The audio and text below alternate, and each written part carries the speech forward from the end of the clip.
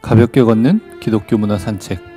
오늘도 어김없이 저 제임스 송과 함께 기독교 문화를 한번 살펴보는 시간 갖도록 하겠습니다.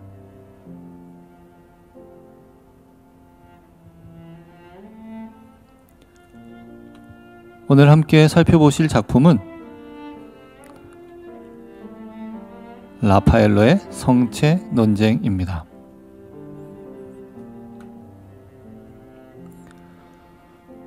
라파엘로 산치오 다 우르비노, 우르비노의 라파엘로 산치오, 그의 풀네임입니다. 1483년에 태어나 1520년에 죽었습니다.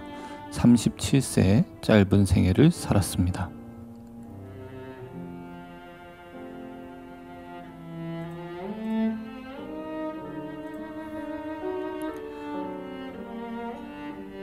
독일의 대문호 요한 볼프강 괴테는 그의 이탈리아 기행에서 라파엘의 작품을 접한 소감을 이렇게 밝히고 있습니다.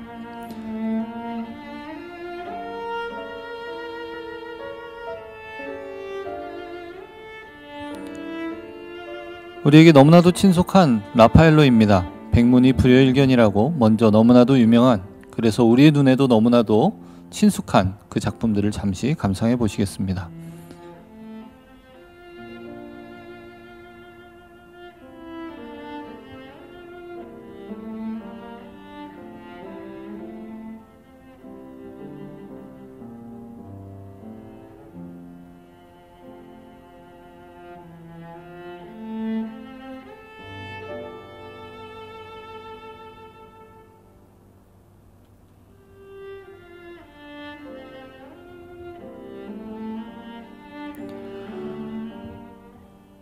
대중에게 인식된 라파엘로라는 이름은 성모 마리아의 초상을 연상케 합니다. 실제로 유럽의 20여 개의 박물관이 라파엘로가 그린 성모 마리아의 그림을 소장하고 있으니 아마도 유럽 여행 중 유명한 박물관들을 다녀오신 분들은 한 번쯤은 그 박물관에서 라파엘이 그린 성모 마리아의 모습을 보셨을 것입니다. 실제로 그가 그린 성모 마리아에 대한 작품만을 주제로 한 책도 나와 있습니다. 성모 마리아는 37년이라는 라파엘로의 짧은 생애의 모든 국면에 동행합니다. 그는 성모 마리아를 모든 회화 양식으로 그리고 다른 종교 인물들과 함께 가능한 모든 조합으로 다루었습니다. 이 라파엘로의 성모 마리아 작품들도 잠시 한번 감상해 보시죠.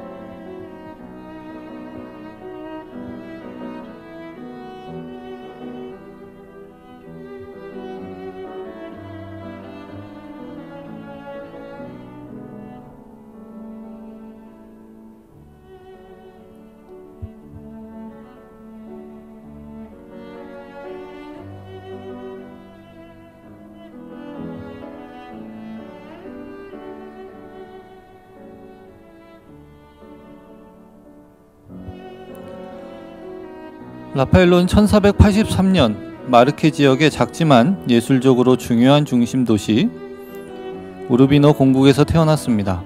당시 이탈리아는 크고 작은 도시 공화국들과 귀족 및 지방 공국들이 정치적인 평형 상태를 유지하고 있었습니다.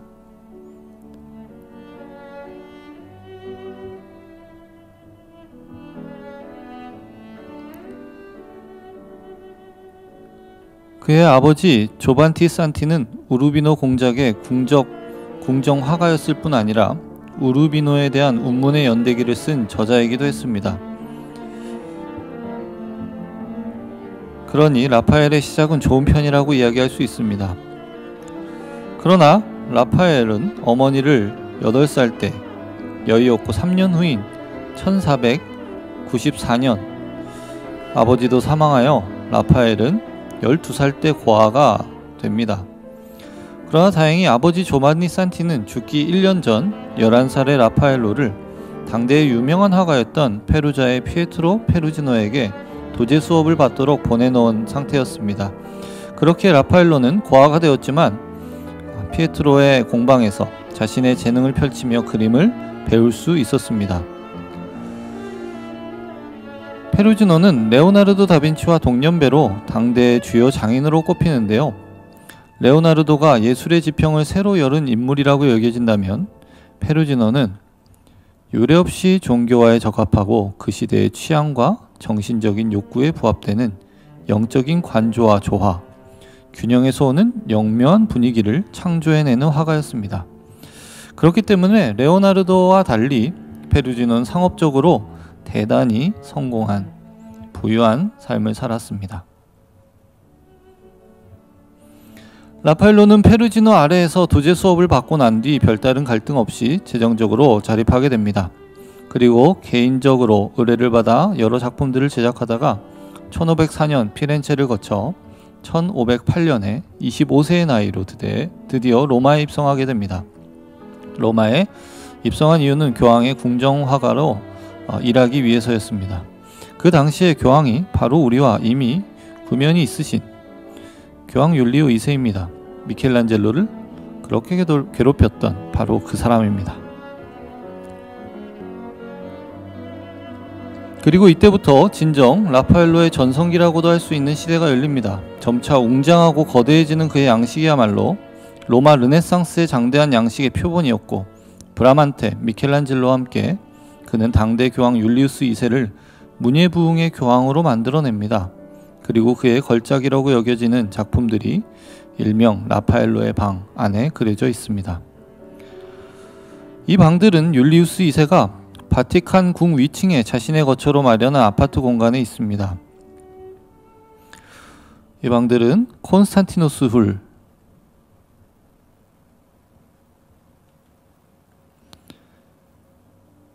그리고 엘리오 두루스의 방,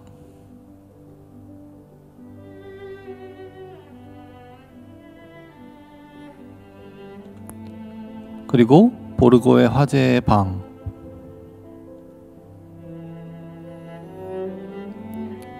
마지막으로 성체 논쟁이 그려져 있는 스텐자 델라 세나뚜랴, 즉 서명의 방으로 이루어져 있습니다.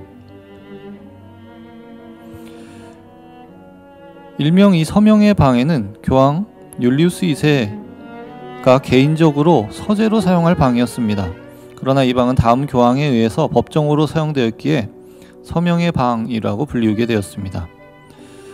1509년 교황은 자신의 바티칸 궁에 개인 도서실을 마련하면서 이 서명의 방에 4개의 벽면에 벽화를 장식하기로 결정했습니다. 당시 모든 귀족 가문들의 경제적, 정치적 권력을 평정하고 교황청을 중심으로 르네상스 사회를 재편한 교황은 교회 권력자이자 이 새로운 질서를 이끌어 나갈 탁월한 인문주의자로서 자신을 표현해줄 하나의 상징으로서 그 방을 만들고자 했습니다. 그러므로 방의 모습을 시각을 통하여 직접적으로 나타내줄 벽화는 무엇보다도 중요했습니다. 교황은 라파엘로에게 4개의 벽면에 당시 중심 철학이었던 신플라톤주의의 근간사성인 진선미를 상징하는 일반적인 주제였던 신학, 법, 철학, 예술을 주제로 벽화를 제작할 것을 지시하였습니다. 그리고 라파엘로는 그의 의뢰에 따라 이 방의 사면에 각각 신학을 의미하는 성체 논쟁, 그리고 철학을 의미하는 아테네 학당, 그리고 예술을 의미하는 파르나소스, 그리고 법을 상징하는 카디날 비루투스를 그렸습니다. 이 4개의 주제는 서명의 방 천장에도 4명의 여신으로 상징되는 그림으로 그려져 있습니다. 신학의 여신, 정의의 여신, 철학의 여신, 시의 여신.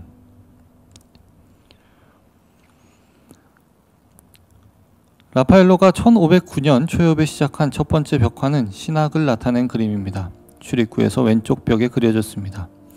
이렇게 이루어진 디스푸타라는 이 작품의 제목은 본래 주요 기독교 미술 주제 중의 하나이며 원뜻은 논의이지만 기독교 미술에서는 성찬, 무염수태, 삼위일체 등 중요한 신학상의 문제를 논하는 성직자, 성인, 교부들의 집회도를 일컫는 말입니다. 이 디스푸타 성체 논쟁이라는 제목은 16세기 후반에 바사리에 의해 미술가 열전에서 붙여진 제목이지만 오히려 이 작품에는 성체에 대한 찬양의 기운이 감돌고 라파엘로는 이 작품에 교회와 진리의 승리를 함축적으로 표현해냈습니다. 이 작품에는 보이지 않는 보임이라는 라파엘로의 독특한 기법이 사용되었습니다. 그것은 하나님이 계신 하늘과 인간의 반응이 있는 다른 차원의 두 층이 하나의 그림에서 표현되고 있는 것입니다. 그리고 두 층은 다른 양식으로 표현됩니다. 이런 라파엘로의 표현 기법은 그의 후기의 전형이지만 이미 초기에도 등장합니다. 화면에 보시는 작품은 성모의 대관식이라는 작품입니다. 그의 첫 걸작으로 여겨진 작품인데요. 이 작품에서는 몽소승천, 즉 성모 승천과 성모 대관식이 묘사되어 있습니다. 일반적인 성모 승천을 표현하는 방식은 성모가 승천하는 모습과 하늘로 향하는 성모의 뒤에 전신 후광이 그려져 있는 이런 모습입니다. 그런데 라파엘로의 이 작품을 보면 성모의 승천의 모습은 전혀 보이지 않고 성모는 이미 천국에서 왕관을 받고 있습니다. 그리고 그 아래에서는 12사도들이 놀라움을 나타내며 무덤 주위에 모여 있습니다. 이런 까닭에 성모 몽소승천의 기적은 제자들의 반응과 신의 응답이 벌어지는 두 층에서 추론해낼 수밖에 없습니다. 이 보이지 않는 보임의 기법이 사용된 라파엘로의 그림들은 또한 이런 것들이 있습니다.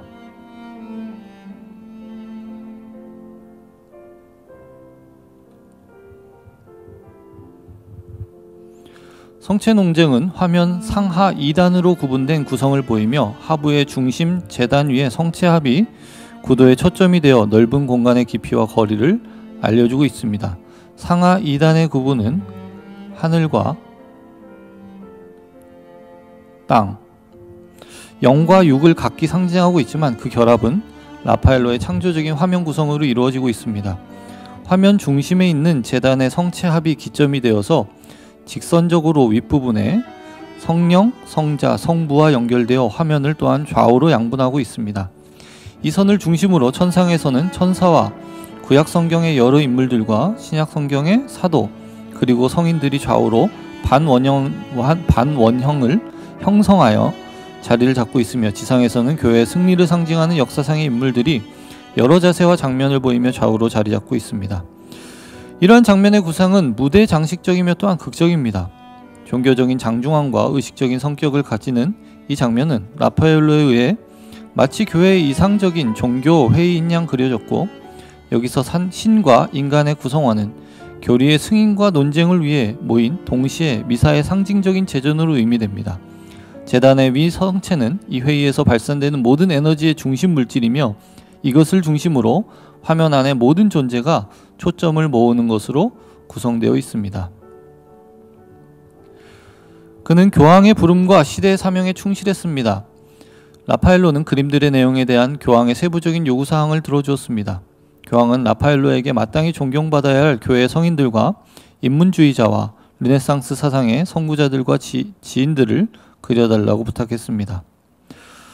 하지만 논쟁이라는 제목과 달리 전체적인 분위기는 라파엘로의 원근법적 구도와 인체, 자연을 재현하는 화풍에 의해 고전주의 미술이 지향하는 균형, 조화, 비례, 그리고 질서와 안정된 이미지를 자아내고 있습니다.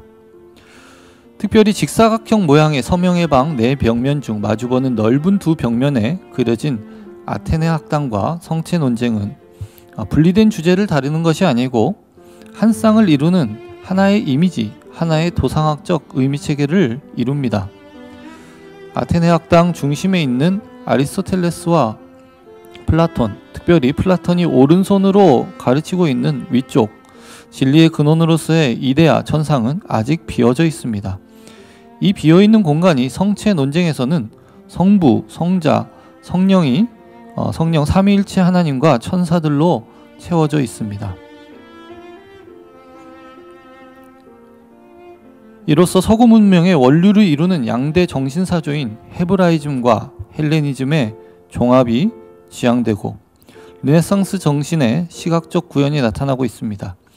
12세기 이후 가톨릭 교회의 주류 신학이었던 아리스토텔레스주의와 15세기 후반 피렌체를 중심으로 재발견되었던 신플라톤주의 등 철학과 신학의 종합이 이 작품 안에서 시도되고 있는 것입니다.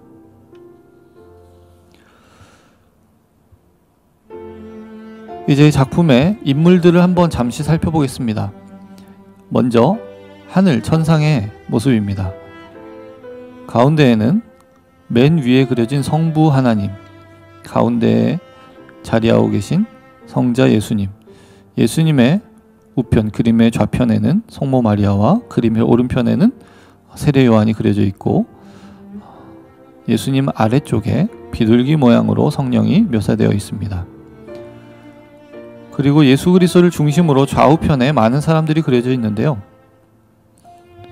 사도 베드로, 아담, 요한, 다윗 왕, 이런 사람들이 좌편에 자리하고 있고, 그림의 오른편에 모세와 야고보, 아브라함, 사도 바울 등이 그려져 있습니다.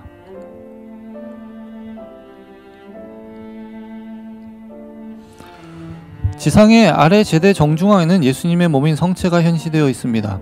상단 천상의 공간으로 천사를 비롯한 신구약의 성인들이 자리한다면, 하단 지상의 공간으로는 교회의 승리를 증언한 교부들이 라파엘로가 만들어낸 가공의 인물들과 뒤섞여 성체를 찬미하고 있습니다.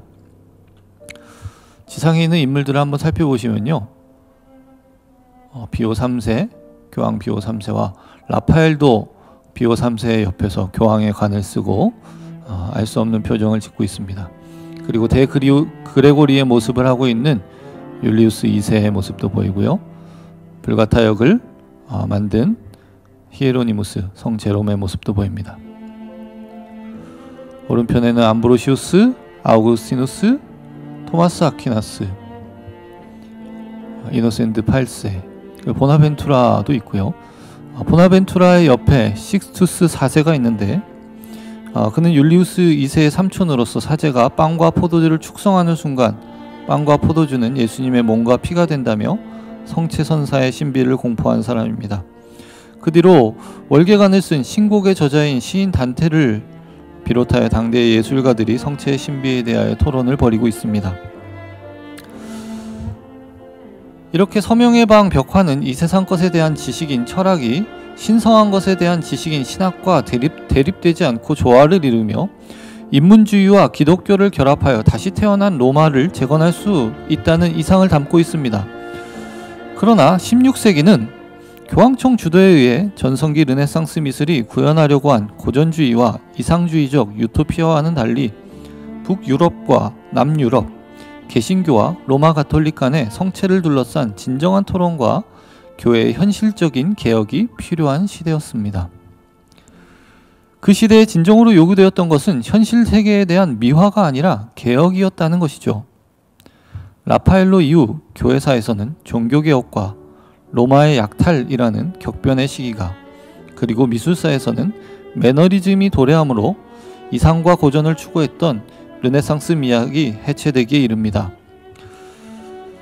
이렇게 율리우스 2세가 일으킨 로마 가톨릭의 문해부흥 운동은 중세에 걸출한 예술가들이 그들의 역작을 만들어낼 수 있는 장을 열어주었지만, 한편 종교개혁의 태동의 원동력을 제공하기도 합니다. 1517년 마르틴 루터가 비텐베르크 대학 정문에 면죄부의 효력에 대한 95개조 반박문을 붙이게 된 것도 바로 이 이유입니다. 1513년 교황의 자리에 오른 레오 10세가 이미 율리우스 2세가 추진하고 있던 새로 건축하기로 한 성 베드로 성당의 건축기금을 마련하기 위해 면죄부의 판매를 승인한 것이 바로 마르틴 루터가 이 반박문을 걸게 된 이유였습니다. 율리우스 2세에 의해 성 베드로 성당의 신축이 건축되었는데, 더욱더 웅장하고 더욱더 거대하게 짓는 것에 목적이 있었던 이 건물은 막대한 건축 비용을 감당할 수가 없었고, 그 재정을 마련하기 위해 면죄부 판매가 승인되었던 것입니다. 이 성 베드로 성당의 건축은 1506년에 시작되어 120년이나 걸려 1626년에야 완성이 됩니다. 과연 교회의 참된 존재 목적이 무엇인지를 생각해보게 하는 대목입니다. 한편 라파엘로가 당시 의뢰를 받아 그렸던 그림들, 즉 당시의 시대상을 반영하고 있던, 당시의 신학상을 반영하고 있던, 또한 제작자들의 의뢰한 제작자들의 요구사항을 충족하기 위한 그림의 내용들은 당시 로마 가톨릭의 신학 사상을 엿볼 수 있게 합니다. 그것은 지금까지도 마찬가지이죠. 성체가 하늘과 땅을 연결하는 통로가 된다는 것, 마리아의 승천, 그리고 천국에서의 대관식,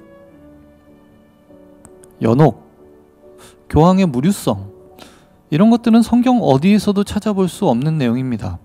불명확한 전승과 외경들에서 발췌된 이런 내용들이 마치 진리인 것과 같이 받아들여지고 가르쳐지고 지금도 그렇게 믿어지고 있습니다.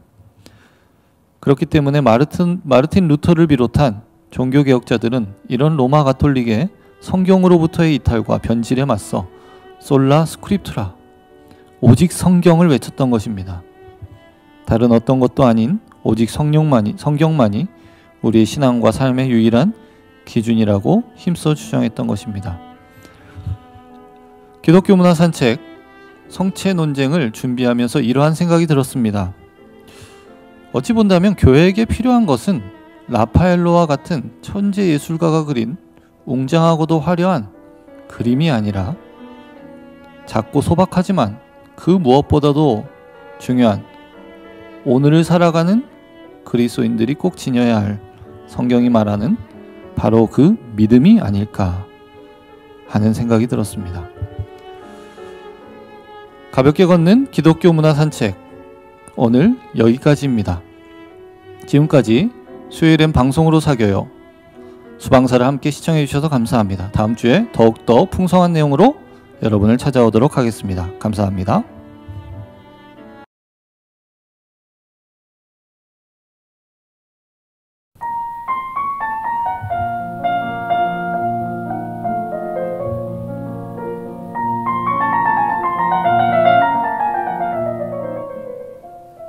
가볍게 걷는 기독교 문화 산책, 오늘도 저 제임스 송과 함께 가볍게 걸으며 기독교 작품들을 살펴보는 시간 갖도록 하겠습니다.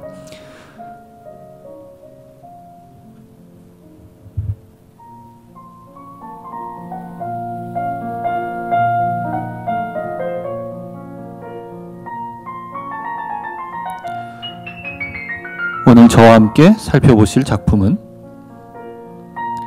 빈센트 반 고흐의 부활한 나사로입니다.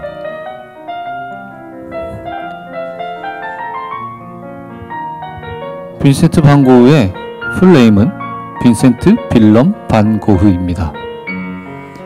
그는 1853년에 태어나 1890년에 사망했습니다.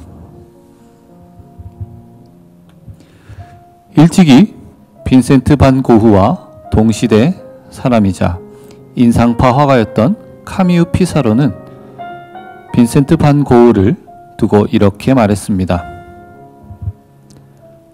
이 사람은 미쳐버리거나 혹은 우리를 훨씬 앞질러 갈 것이다.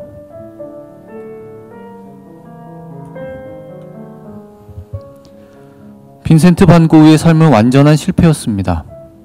그는 같은 시대를 산 사람들이 필요하다고 여겼던 모든 것을 포기한 사람이었습니다. 가정을 이루지도 못했고 생계를 유지할 수단조차 없었으며 다른 사람들과의 관계를 맺는 법도 알지 못했습니다. 그러나 그는 화가의 영혼을 지니고 있었기에 자신만의 방법으로 혼란스러운 현실에 질서를 세워나갔습니다. 그의 예술은 결코 화해할 수 없는 세상의 질서를 만들기 위한 시도였습니다. 이해할 수 없는 이 세상에 대해 그는 확고한 이론에 기초한 예술가의 단호한 의지로 맞섰고 개성이 결여된 세상에 대해 섬세한 감성과 자신만의 열정으로 맞섰습니다. 그에게는 예술이야말로 자신에게 그토록 냉혹했던 세상을 받아들이는 수단이었던 것입니다. 개신교 목사였던 테오도루스 반 고흐의 첫 악인은 사산이었습니다. 그로부터 1년 뒤인 1853년 3월 30일 그의 아내 안나 코르넬리아는 다시 사내 아이를 낳았습니다. 그들은 새로 태어난 아이가 살아남을 수 있을지를 걱정하면서 죽은 아기의 이름인 빈센트 빌렘 반 고흐라는 이름을 지어주었죠. 탄생의 순간부터 빈센트 반 고흐의 삶에는 불안이 깃들었고 이것은 그의 삶을 실패로 이어지게 하는 근원적인 체험이 되었습니다. 네덜란드에서 오랜 가업인 화상으로 일을 시작한 그는 장래가 유망한 그 직업도 결국 해고되는 것으로 끝났습니다. 이어서 했던 신학 공부도 너무 벅차 1년도 안 되어 관두었죠. 그 뒤 극빈층 사람들이 사는 벨기에 보리나주의 광산에서 공부를 가르치고 전도사로 일했습니다. 거기에서 그는 지독하게 고통스러운 가난을 체험했고 얼마 후에는 보잘것없는 봉급조차 받을 수 없는 형편이 되었습니다. 그때부터 그는 4살 아래인 동생 테오의 경제적 지원에 의지하게 되었고 평생 그 지원이 끊기지 않을까 걱정하며 살았습니다. 또한 사생활에서도 그토록 원했던 여인들과의 사랑을 이루지 못해 불행했습니다. 빈센트 반 고흐는 자신의 감정과 일치하는 분위기를 표현해내려고 늘 애썼습니다. 그런 표현을 살려내기 위해 종이는 표백하지 않은 앵그르지를 주로 사용했고 중심이 되는 선의 흐름을 따라 색채와 흐릿한 윤곽을 대립하는 기법을 이용했습니다. 그의 작품에는 색채와 형태에 있어 자율적인 특성이 보입니다. 물감을 두껍게 덧칠하거나 평행선을 강조하고 갈색 계통의 색조를 사용한 것에서 추상화의 경향이 보이기도 합니다.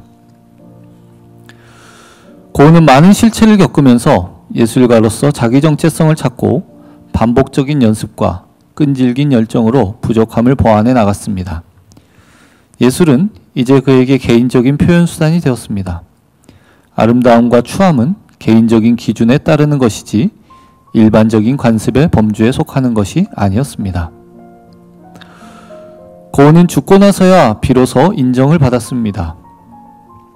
부르주아 계급 사람들이 그의 작품을 인정하고 예술가로 받아들이게 된 것은 바로 그의 천재적 재능 때문이었습니다. 그의 예술이 점차 아름다운 세상의 모습을 묘사한 것으로 평가되면서 사랑받지 못했던 빈센트는 이제 영웅이 되었습니다. 수백 년 동안 예술은 사회의 변두리의 자리에 왔는데 사회의 주변인이었던 고흐가 유명인사가 된 것입니다. 그는 현실에 만족하지 못한 사람이라면 누구나 느껴봤을 감수성을 구현해냈습니다. 현대사회는 고독하고 대중에게 이해받지 못하는 예술가의 이미지를 좋아하는데 고흐는 바로 그 전형적인 인물로 아방가르드 예술의 초기 순교자들의 중 한 사람이기도 합니다. 사후에 역사상 가장 유명하고 영향력 있는 인물 중 한 사람이 된 반 고흐는 네덜란드 포스트 인상파 화가로서 10여 년을 보내며 약 860점의 유화를 포함하여 약 2100점의 작품을 만들었습니다.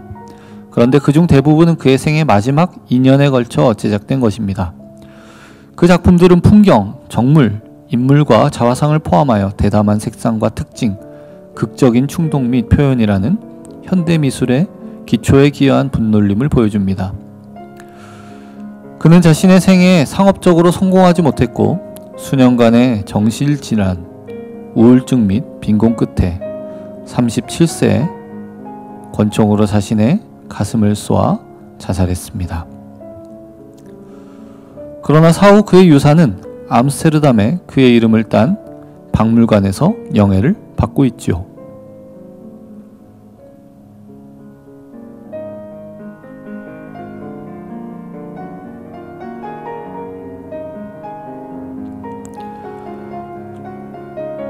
반 고흐에 대해 알 수 있는 가장 포괄적인 주요 출처는 그와 그의 남동생 테오 간의 서신입니다. 빈센트로부터 테오에게 보낸 600개 이상의 편지가 남아있고 테오가 빈센트에게 보낸 편지는 약 40개가 남아있습니다. 이렇듯 그들의 평생 우정과 빈센트의 생각과 예술 이론에 대해 알려진 대부분은 1872년부터 1890년까지 주고받은 수백 개의 편지에 오롯이 기록되어 있습니다. 테오 반 고흐는 화상, 즉 그림을 판매하는 직업을 가지고 있었기에 그의 형제에게 재정적, 감정적인 것들을 제공할 수 있었습니다. 빈센트가 죽은 뒤 반년 후 그의 동생 테오도 생을 마감하여 빈센트의 옆에 묻힙니다.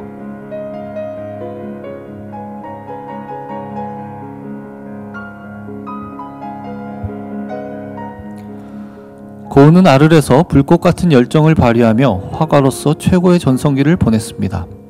그러나 1888년 12월 23일 고은은 고갱이 자신을 떠나려고 하는 것을 알고 크게 다투게 됩니다. 급기야 고갱이 앞에서 자신의 길을 잘라버리고 말죠. 그리고 불현듯 찾아오는 발작은 그를 요양원으로 향하게 했습니다. 1889년 5월 고은은 정신적인 안정을 위하여 생내미의 요양원에 입원했습니다. 입원 후 외출이 금지된 기간 동안 고은은 다른 화가들의 그림을 보며 복제화를 그렸습니다. 고은은 그러한 과정을 단순한 복제로 여기지는 않았습니다. 다른 화가들의 그림에서 영감을 얻어 자신만의 고유한 색깔로 그린 그림을 고은은 새로운 번역이자 재창조라고 해석했습니다. 파리에서 아트딜러로 일한 테오에게 고은은 렘브란트가 1632년에 애칭으로 그린 나사로의 부활을 보내달라고 요청했고 테오는 빈센트에게 프린트를 보냅니다. 그리고 1890년 5월 고은은 요양원에서 렘브란트의 작품을 보고 자신의 버전으로 나사로의 부활을 그렸습니다.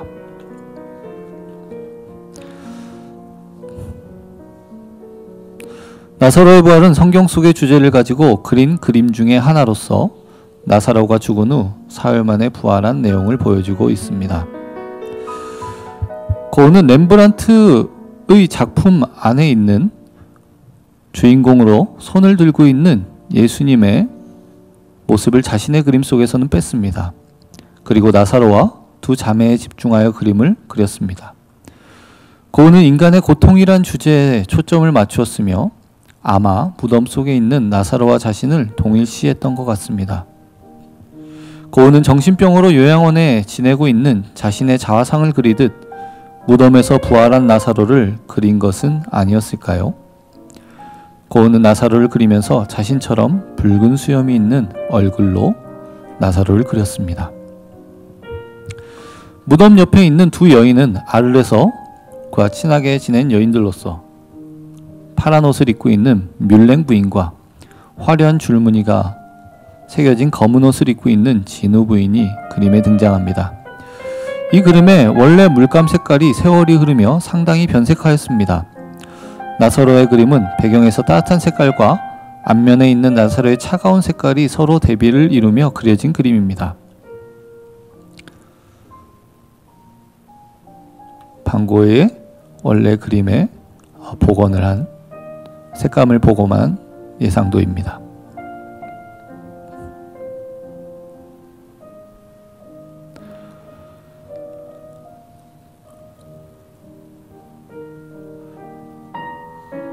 반고의 이 작품에서 그리스도는 믿음의 치유력을 불러일으키기 위해 태양을 통해 상징적으로 묘사됩니다.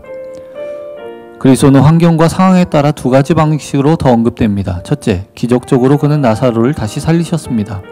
그것은 또한 그리스도 자신의 죽음과 부활을 예언하는 것이었습니다. 그림에는 죽은 나사로와 그의 두 자매가 포함되어 있습니다. 나사로와 동굴에는 흰색, 노란색, 보라색이 사용되었습니다. 여성 중 한 명은 생생한 녹색 드레스와 주황색 머리를 하고 있습니다.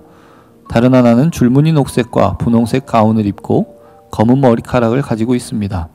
그 뒤에는 파란색과 밝은 노란색의 시골이 있습니다.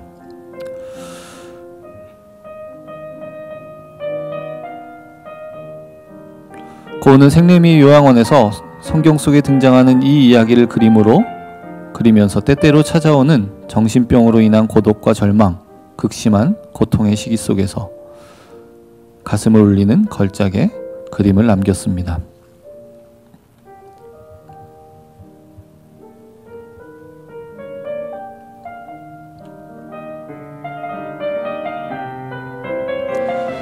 고은은 생내미에서 이미 종교적인 생각에 빠져들었고 성경을 주제로 한 작품을 몇 점 그리기도 했습니다. 그는 신앙심이 깊었기 때문에 성경의 인물을 그리는 일에는 매우 신중했습니다. 성경의 인물을 멋대로 그릴 수 없다고 생각했던 그는 고전적인 거장들의 작품을 본보기로 삼았죠. 그가 그린 주제들은 종교적인 그림을 그리기 시작한 이유를 밝혀줍니다. 오늘 함께 살펴보실 부활한 나사로, 그리고 어머님 마리아의 팔에 안겨있는 죽은 예수, 그리고 착한 사마리아인이 그가 그린 주된 인물입니다.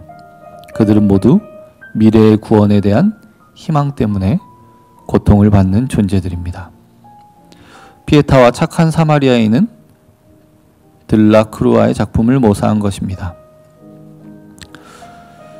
일반적으로 전기 작가들은 반 고흐가 교단을 떠나 화가로 새 출발을 한 1880년부터는 종교와 그가 무관한 삶을 살았다고 이야기합니다. 젊은 시절의 기독교 신앙이 반 고흐의 예술적 견해 형성에 중요한 역할을 했다는 사실을 인정하는 사람도 매우 드뭅니다. 그러나 반 고흐의 영적 순례는 한 번도 중단된 적이 없습니다. 그것이 테오와의 편지에서 잘 드러나고 있습니다. 반 고흐는 특별히 두 권의 책을 손 가까이 두고 매일 읽었다고 합니다. 하나는 존 버년의 철로 역정이고 다른 하나는 토마스 아켄피스가 쓴 그리스도를 본바다였습니다. 반 고흐에게는 철로 역정과 그리스도를 본바다가 그의 삶에 지대한 영향을 미친 안내자와 같은 책이었습니다. 그는 이 두 권의 책을 통해 지상의 삶은 시련과 고뇌로 가득 차 있으며 천상의 예루살렘에서 하나님과 재결합하는 궁극적인 영광을 위해 위험을 뚫고 함정을 피해 나아가는 일종의 여행길이라는 견해를 갖게 되었습니다. 그는 동생 테오에게도 존 버년이 쓴 철로 역정을 한번 읽고 나면 그 진가를 알 수 있다고, 자신은 그 책에서 무한한 감동을 받았다고 편지하기도 했습니다. 그는 그리스도를 본바다에 녹아있는 사상을 전적으로 수용했고 편지에서도 몇 번이나 그 책을 구체적으로 언급했습니다. 반 고흐는 그리스도를 본바다가 자기 삶에 미친 영향을 동생 테오에게 설명하면서 이 책은 매우 숭고한 책이라는 표현을 쓰기도 했습니다. 반 고흐가 테오에게 보낸 편지에게는 이러한 대목이 있습니다.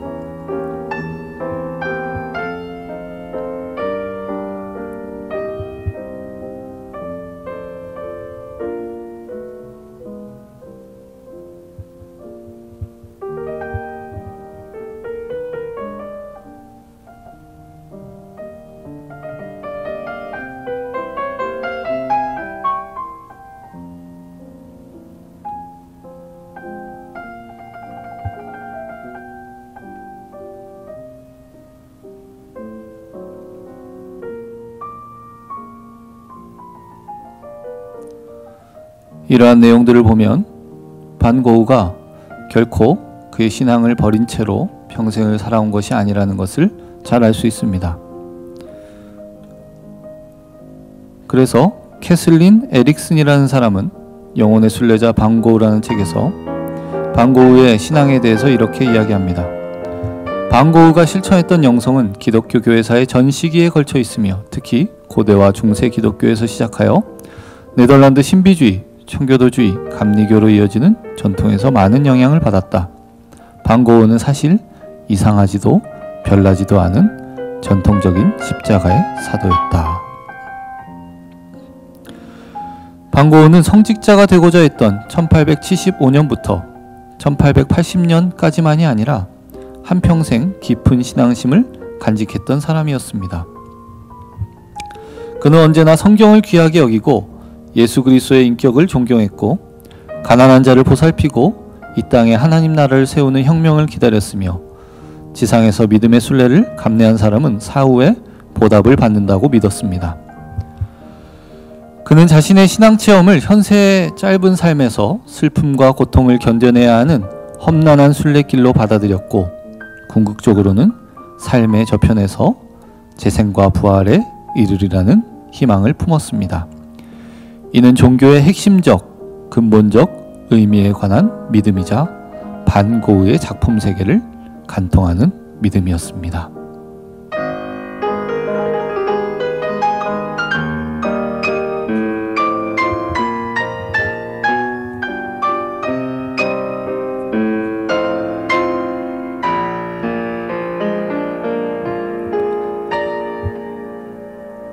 가볍게 걷는 기독교 문화 산책.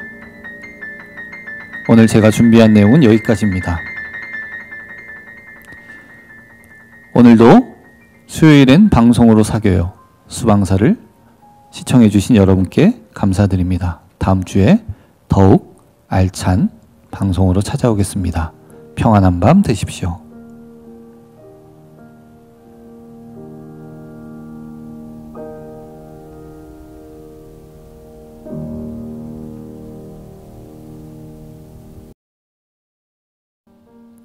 가볍게 걷는 기독교 문화 산책. 오늘도 저 제임스 송과 함께 기독교 문화들을 탐방해보는 시간 갖도록 하겠습니다.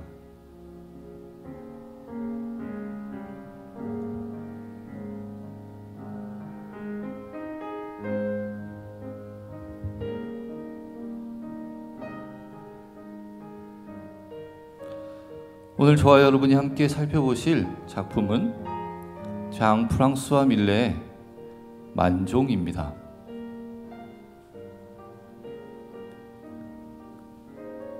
저녁종이 올려오는 들판에서 하루의 수확을 감사하며 하나님께 기도를 올려드리는 이 부부의 목가적인 모습, 많은 사람들의 마음에 평안을 주는 그림으로 널리 알려져 있고요.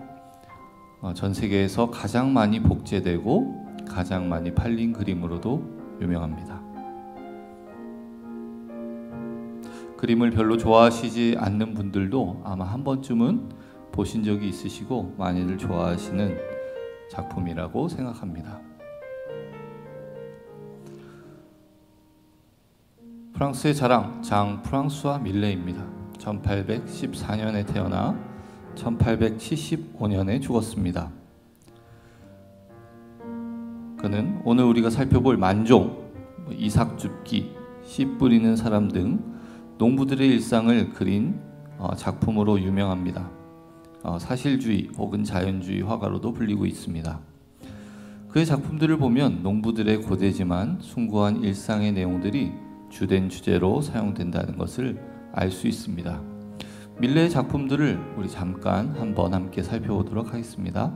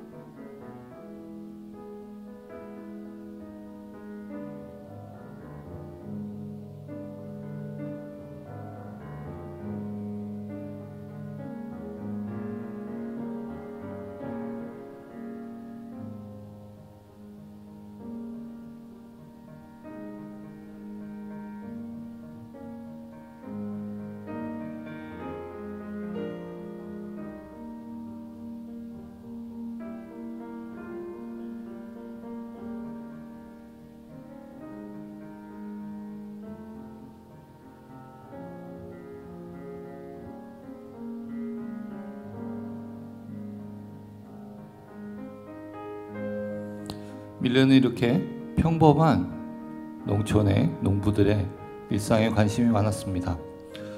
사실 이 만종이라는 작품은 우리가 지난주에 살펴본 빈센트 반 고흐도 매우 좋아했다고 합니다. 그리고 자신도 밀레와 같이 농민들의 삶을 표현하려는 시도를 하기도 했습니다. 그것이 바로 그 결과물이 바로 감자 먹는 농부들이라는 작품입니다. 그는 사람들의 주름에 배어있는 깊은 삶과 손과 옷에 묻어있는 흙의 의미를 노래할 것이다, 이렇게 이야기하기도 했습니다. 그리고 자신의 동생 테오에게 편지하기를 이렇게 이야기합니다.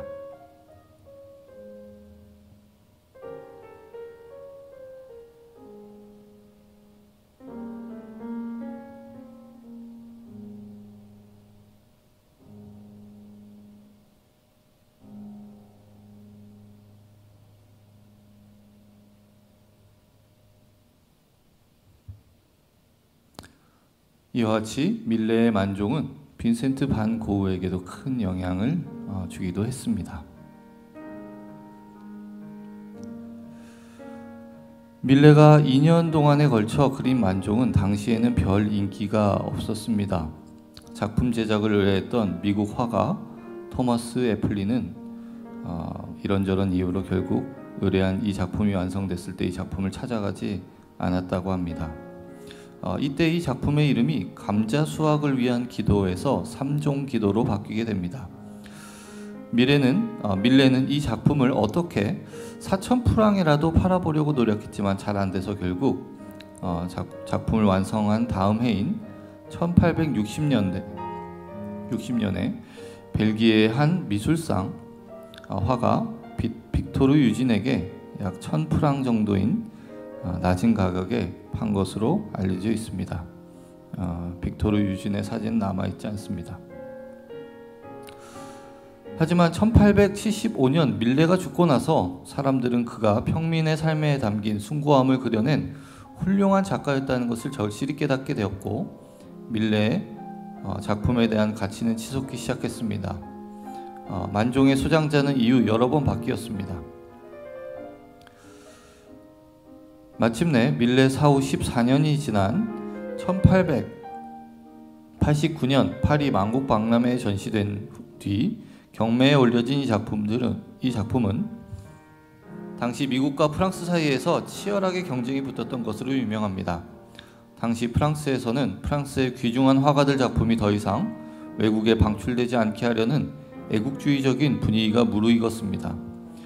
이미 많은 미국인들이 밀레의 주요 작품들을 사간 뒤였기 때문에 그러한 운동은 더했습니다.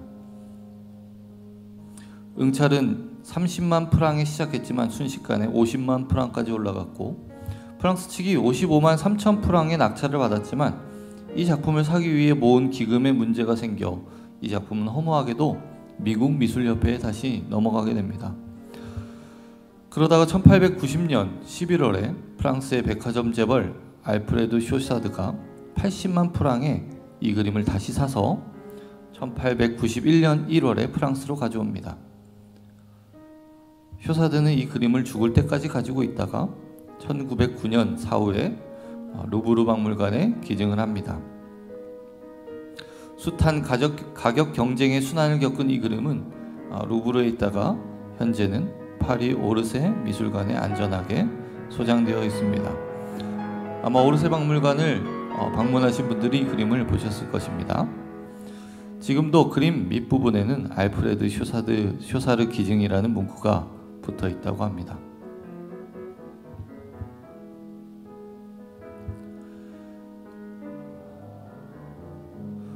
만종, 우리말로 하면 저녁종쯤 되겠습니다.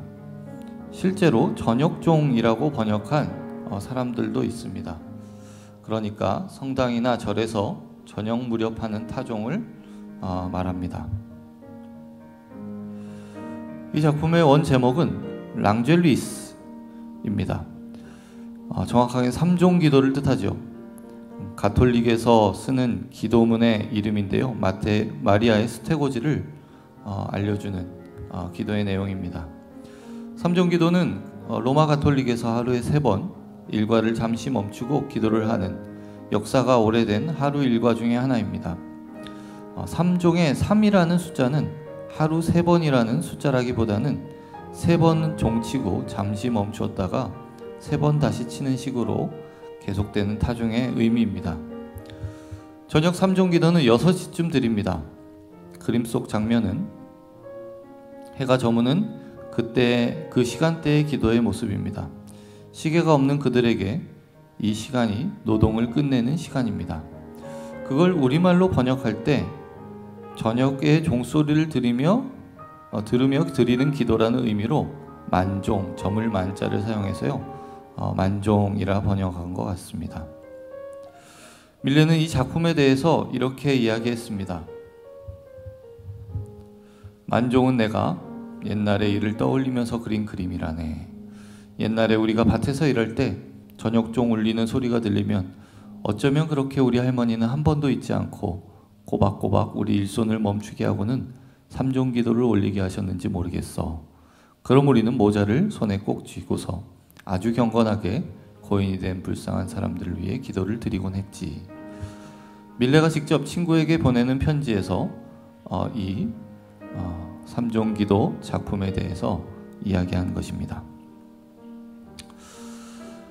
많은 사람들은 밀레의 만종이 종교적 경건함과 감사함을 나타냈다고 알고 있습니다. 오후에 치는 종소리라는 뜻의 제목과 그림 속 인물들의 행동도 그런 의미를 더합니다.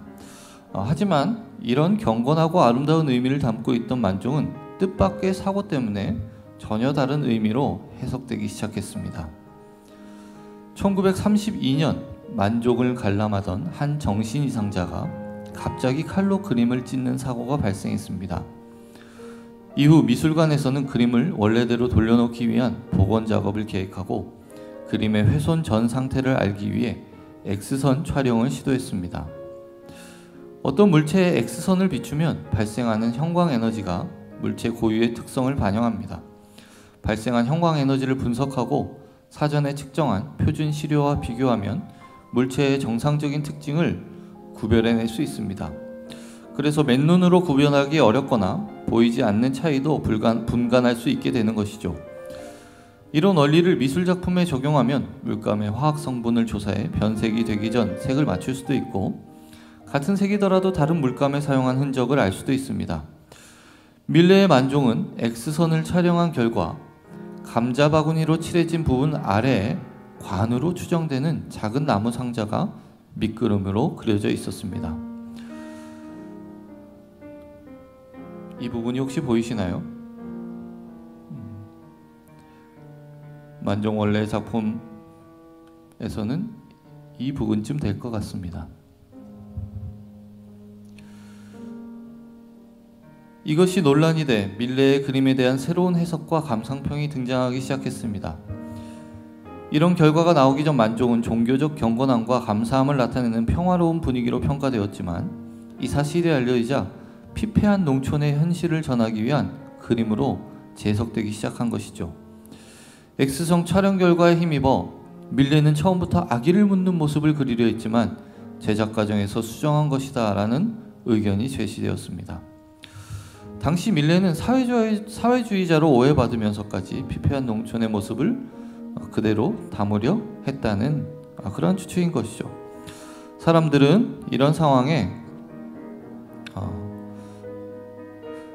장례식 장면을 그리려 한 그의 의도라고 이야기하기도 하면서도 한편 나무관 하나만으로는 그림 전체에 대한 해석을 바꿀 수 없다고 주장하며 새로운 해석에 반대하는 의견도 있었습니다. 그리고 아기를 묻는 곳이라는 밭이라는 점과 아기를 묻는 곳이 밭이라는 점과 그려진 도구들이 장례식에 사용되는 것이 아니라는 점이 두 가지 의견 중 한 가지로 결정을 내리지 못하는 주요한 이유이기도 했습니다. 그런데 한편 이것이 장례식을 그린 작품이었다는 증거로 또 이렇게 강력하게 주장되는 이유가 밀레의 다른 그림 이삭죽기에서 또한 발견됩니다.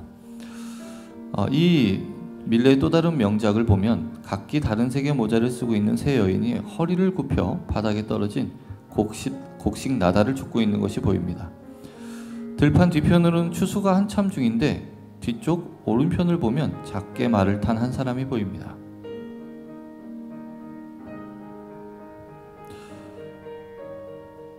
말을 타고 있는 마름이 일하고 있는 일꾼들을 감시하고 있는 언뜻 보면 아름다운 장면인 것 같지만 고되고 괴로운 농촌의 현실을 반영하고 있는 내용이 담겨져 있습니다. 농사의 수확물은 하늘에 닿을 듯 높이 쌓여 있지만 농부들은 나달을 주워 먹어야 하는 고된 현실이 그림 속에 반영되고 있는 것이죠. 물론 밀레는 단순히 바르비종의 들판의 모습을 그대로 그렸을 뿐이라고 했지만 많은 비평가들은 밀레가 농촌의 현실을 고발하고 있는 것이라고 주장했습니다. 분명 이삭죽기에는 부조리한 계급체계의 모순이 그대로 드러나고 있기 때문입니다. 풍경은 관념의 대상이 되지만 사람은 현실성을 띌 수밖에 없어서 화가의 세계관이 드러납니다. 풍경보다 사람을 그렸던 밀레에게는 피할 수 없는 상황이었죠. 실제로 밀레는 이삭 죽기를 그릴 무렵에 가족들의 끼니를 걱정해야 할 극심한 가난에 시달리고 있었습니다. 그래서 그는 친구에게 이러한 불안을 담아 편지하기도 했습니다.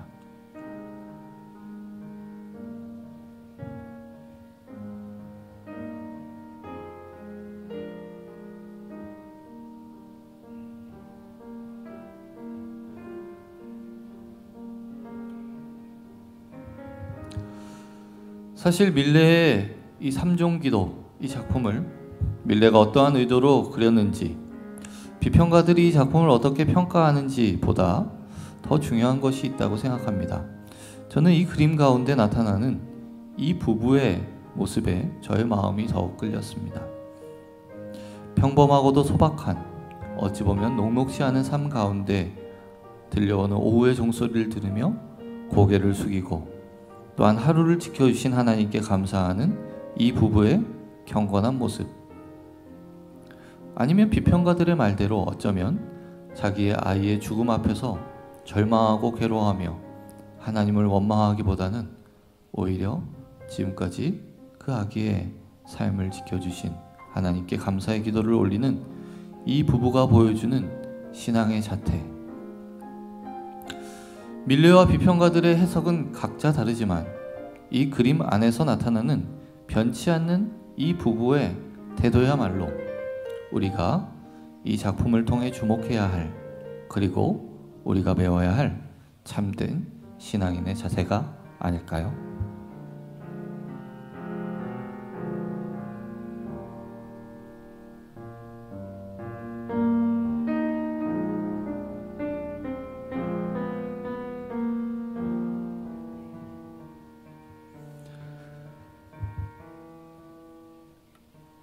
가볍게 걷는 기독교 문화 산책. 오늘 제가 준비한 내용은 여기까지입니다. 수요일엔 방송으로 사교요. 지금까지 수방사를 시청해주신 여러분 대단히 감사합니다. 다음 주에 더욱더 유익한 자료로 여러분을 찾아뵙도록 하겠습니다. 감사합니다.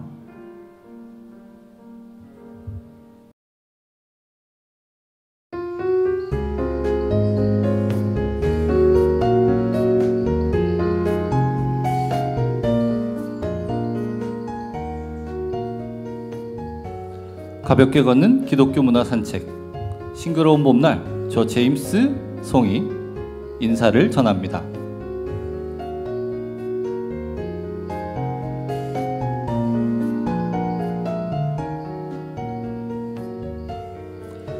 한 주간도 주님 안에 평안히 지내셨나요? 오늘도 어김없이 저와 함께 가볍게 걷는 기독교 문화 산책을 통해 전 세계의 기독교 문화 를 살펴보는 시간 갖도록 하겠습니다. 오늘 저와 여러분이 함께 살펴보실 작품은 바로 경기도 가평에 위치한 생명의 빛 예수마을입니다. 기독교 문화 산책에서 소개해드리는 국내 1호 작품이기도 하고요, 가장 현대 작품이기도 합니다. 많은 분들이 잘 알고 계실지 모르겠는데요, 이미 이 예배당은 전 세계적으로 유명한 건축물로 꼽히고 있습니다. 미국 방송국 CNN에서 선정한 세계에서 기도하기에 가장 좋은 아름다운 장소 19곳 중에 한 곳으로 꼽히기도 하였고, 그리고 2015년에는 60개국 2200여 명의 건축가가 모인 월드 아키텍처 페스티벌 어워드에서 종교 건축 9곳 중 하나로 선정될 만큼 세계적으로 훌륭한 건축물입니다. 코로나 시국으로 해외에 나가시지 못하는 마음을 이곳에서 달래실 수 있을 것 같습니다. 이것은 예수마을의 조감도입니다.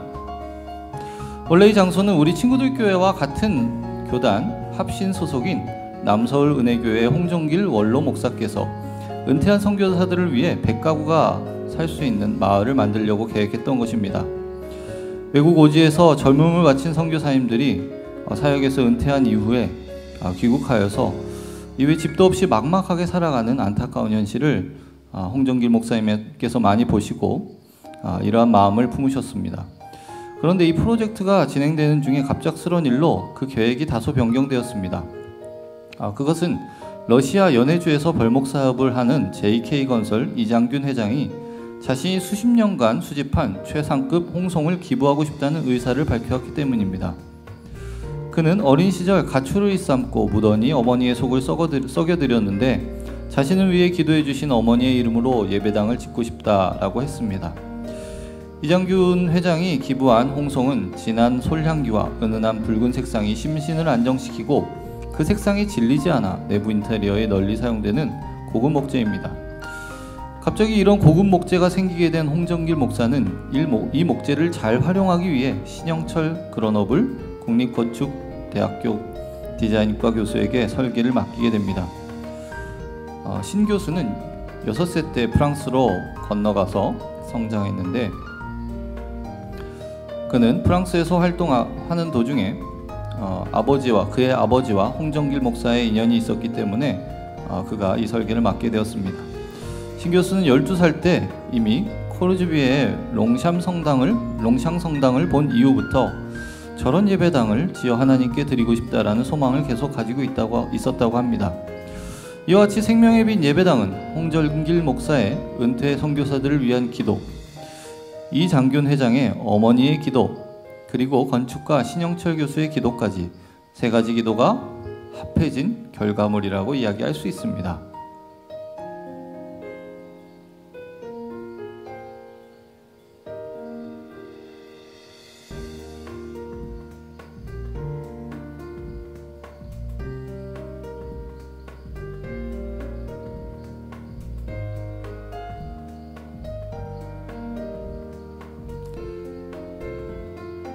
선교센터 안에 있는 생명의 빛 예배당은 300여 명이 들어갈 수 있는 규모로 크지도 작지도 않은 규모입니다. 건축은 곧 총 3층이며 폴리카보네이트 외관과 적송을 아낌없이 사용한 예배당 내부의 반전 매력을 마음껏 느낄 수 있습니다.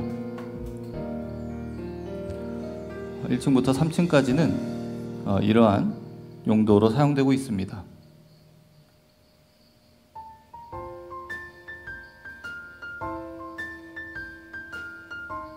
생명의 빛 예배당은 3층에 위치해 있고요. 예배당에 있는 3층에 이르면 콘크리트 건물 안에 갑자기 나무 기둥들이 모여있는 독특한 모습이 먼저 눈에 들어옵니다. 그리고 나무로 지은 이글루 같은 입구에 들어서는 순간 나무와 빛이 만들어낸 특별한 내부가 펼쳐집니다. 공을 반으로 자른 모습의 방구형 내부는 오로지 나무뿐, 그리고 그 동그란 천정이자 벽인 원구형 나무 구조체 안에 또 다른 원들이 존재합니다. 정확히 원을 이루는 내부 중심에는 물을 담은 동그란 원형 수조가 있고 그 물 속에서 자코메티의 조각처럼 가는 쇠 십자가가 서 있습니다. 고개를 들어 위를 보면 커다란 반구 지붕 표면에도 원들이 한 번 더 패여 있거나 원형으로 뚫린 구멍들이 있습니다.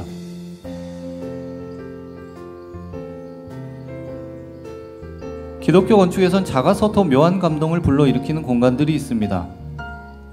작은 건물이기 때문에 디자인 의도가 더욱 두드러지고 건축에서 감동을 만들어내는 핵심 요소인 빛의 효과가 극대화된 건축이라고 할 수 있습니다.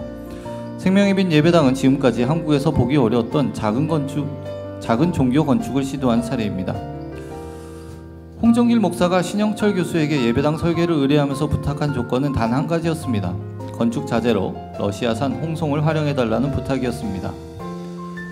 엄청난 물량의 나무를 공간에 반영해야 하는 만큼 설계에만 무려 3년이 걸렸고 완공까지는 꼬박 6년이 걸렸습니다. 신영철 건축가는 가톨릭과 구분되는 개신교만의 공간을 찾는 데에도 주력했습니다. 가톨릭 교회의 건축과는 다른 개신교 교회의 공간적 특성을 찾았는데 그 결과물이 원형 예배당과 상징적 오브제로 나타났다라고 그는 밝히고 있습니다. 여기서 원형 예배당은 하나님 앞에서 모두가 평등함을 의미합니다. 그는 설교 강단을 따로 마련하지 않고 둥근 예배당 의자로 원형 공간을 구성한 뒤 중앙에 가는 알루미늄 봉으로 만든 십자가를 세웠습니다. 십자가 아래에는 물을 채워 넣었는데 이것은 세례 행위를 상징합니다.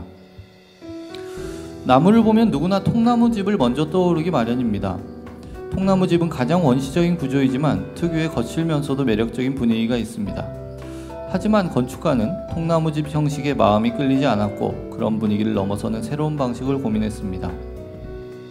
그는 통나무집과 반대가 되는 건축은 무엇일까를 궁리했습니다. 통나무집과 다르면서도 나무의 특성을 잘 살리는 방법으로 찾아낸 디자인 해법은 바로 수직이었습니다. 일반적으로 나무는 수평, 곧 옆으로 뉘어쌌습니다. 그러나 건축가는 반대로 나무를 세우기로 했습니다. 다른 느낌을 주는 것은 물론 나무가 살아있었던 때의 모습으로 되돌리는 의미도 있었습니다.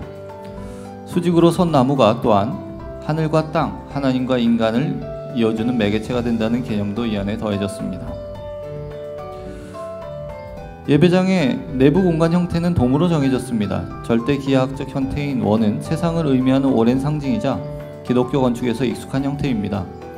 나무를 수직으로 세우고 그 아래쪽을 돔 모양으로 판에 내부를 만드는 정확한 원구형 돔, 예배당의 컨셉트는 이렇게 확정되었습니다.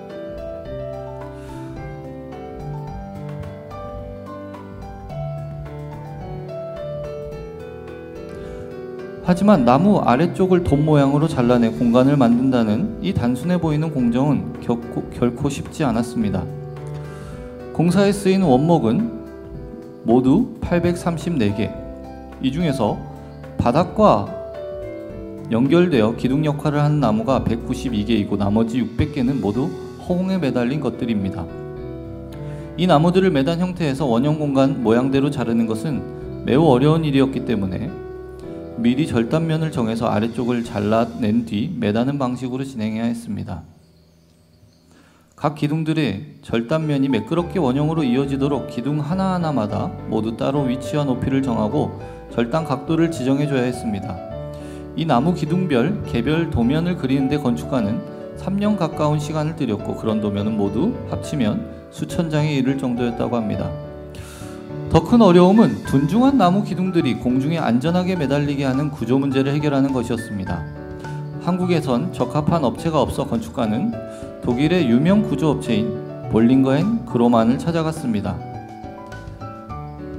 이 업체는 롤렉스 교육센터, 또한 거대한 지붕이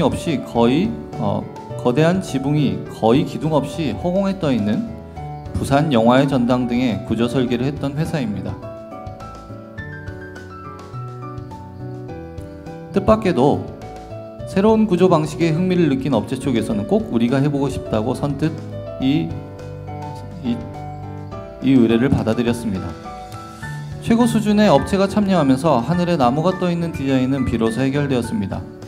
공중에 배치가 된 나무들을 얇고 가는 철 구조가 위와 아래 양쪽에서 잡아주는 구조입니다. 조금이라도 각도가 틀어지면 안되기 때문에 매달았다가 다시 떼어나 조정하는 작업이 반복된 끝에 빛이 나무 사이로 쏟아지는 돔 천장이 완성되었습니다.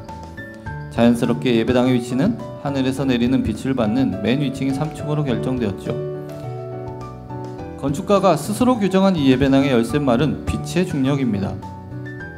빛은 무게가 없기에 중력과는 연결되지 않아 보이는 요소입니다.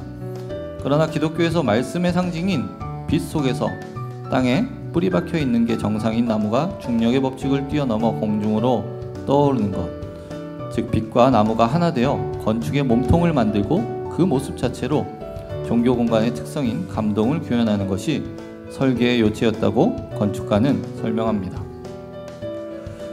나무돔의 디자인은 큰 원구에 작은 다른 원구들이 붙은 모습입니다. 전체 지붕이 되는 큰 원구가 있고 그 표면에 다시 움푹 팬 작은 원구가 있고 아예 구멍으로 처리해 빛이 들어오는 원이 또 있고 원 모양의 입구 3개에 벽 모퉁이 4곳에서 원구형으로 파낸 공간이 들어가 모두 12개의 요소가 돔에 더해졌습니다. 물론 이 12이라는 숫자는 기독교의 12제자와 이스라엘 12지파를 상징합니다. 생명의 빛 예배당은 여러 면에서 흥미롭고 인상적인 건축입니다. 어머니를 위한 아들의 기부 이야기가 건물 속에 담겼고 젊은 건축가의 과감한 시도가 새로운 디자인으로 구현된 돋보이는 데뷔작입니다. 산업재료인 폴리카보네이트가 투과한 빛과 그 속에서 자연재료인 나무구조체가 다시 한번 새롭게 빛을 연출하는 특별한 분위기, 중력을 뛰어넘는 나무지붕의 긴장감과 알맞은 규모의 공간이 주는 포근함이 공존합니다. 코로나 상황이지만 여전히 예수마을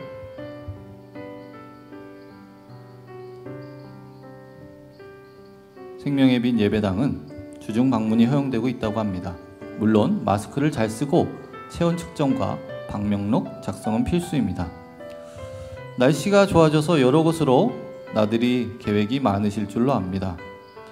국내의 여러 관광지나 휴양지를 찾기보다는 가족들과 함께 예수마을 생명의 빛 예배당을 둘러보면서 아름다운 건축물과 그 안에 담긴 선교의 의미를 되새겨보면서 코로나 상황 가운데 여전히 전 세계 곳곳에서 복음을 전하기 위해 고군분투하고 있는 선교사님들을 위해 기도해보는 시간을 가지는 것은 어떨까요? 이것이야말로 코로나 시대에 크리스천으로서 누릴 수 있는 특별한 소확행, 작지만 확실한 행복이 아닐까 합니다. 오늘 가볍게 걷는 기독교 문화 산책에서 준비한 내용은 여기까지입니다. 지금까지 수요일엔 방송으로 사겨요. 수방사 함께 해주셔서 대단히 감사합니다. 다음 주에 만날 때까지 평안하시기를 기원합니다. 감사합니다.